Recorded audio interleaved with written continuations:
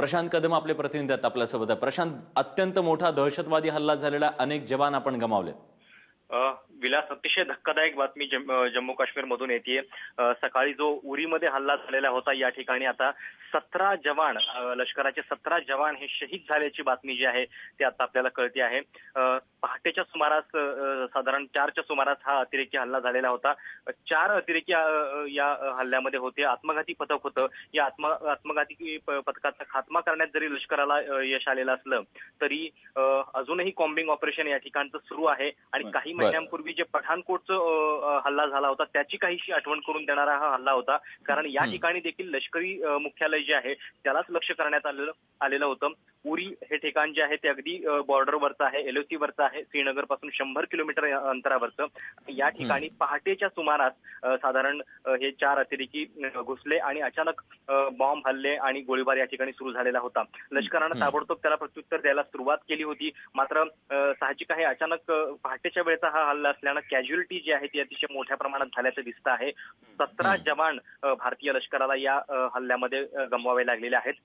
दिल्लीमध्ये या ठिकाणी संदर्भातल्या सगळ्या वेगवान घडामोडी देखील सुरू आहेत.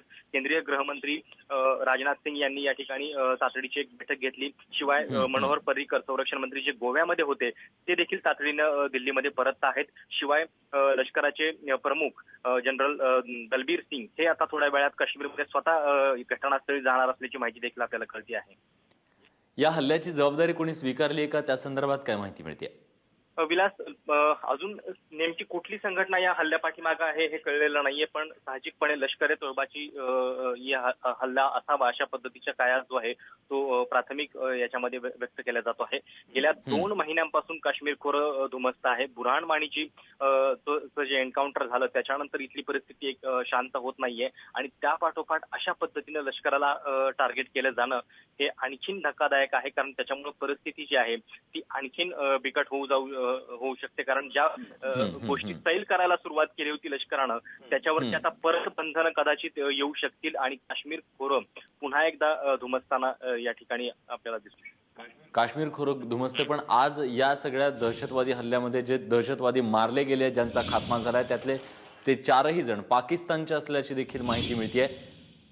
बारामुल्ला उरी इथल्या हेडक्वार्टरवरती मोठा दहशतवादी हल्ला झालेला आहे. पठाणकोटमध्ये काही दिवसांपूर्वीच असा हल्ला झाला होता. जगभरात त्याचे पडसाद उमटले होते. तो मुद्दा भारतानं लावून धरला होता. त्याच्यावरती कारवाई होत नाही हे स्पष्ट असतानाच आता पुन्हा एकदा मोठा दहशतवादी हल्ला बारामुल्लामध्ये इथल्या हेडक्वार्टरवर करण्यात आलाय.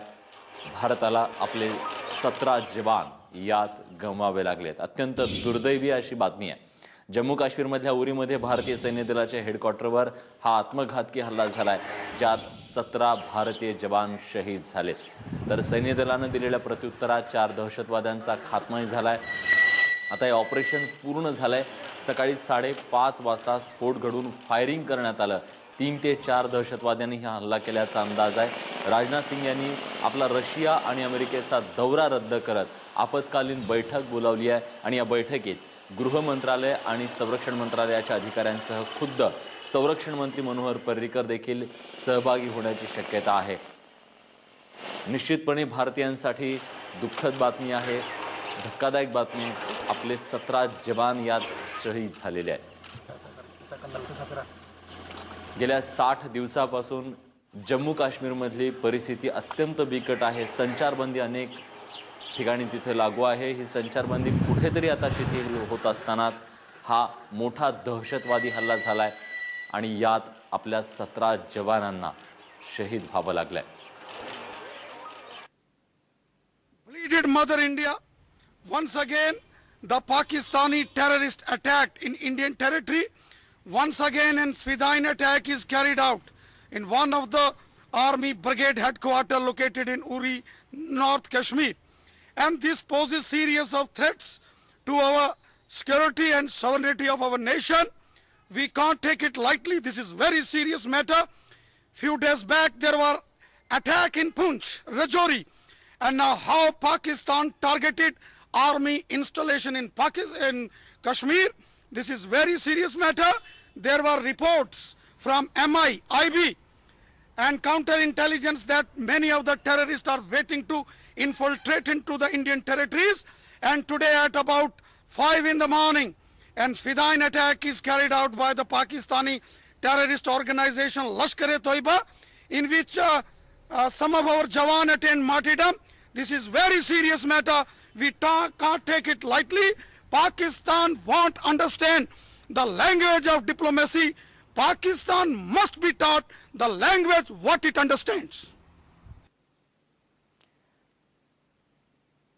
तेव्हा जम्मू काश्मीरच्या उरीमध्ये दहशतवादी हल्ला झाला. ज्या दहशतवादी हल्ल्यामध्ये 17 जवान शहीद झाले तर 4 अतिरेक्यांचा खात्मा करण्यात आलेला आहे. गेल्या काही दिवसांमध्ये जम्मू काश्मीरमधली परिस्थिती चिघळत होती आणि त्यामध्येच आता पाकिस्ताननं पुन्हा एकदा हा भ्याड हल्ला केलेला आहे.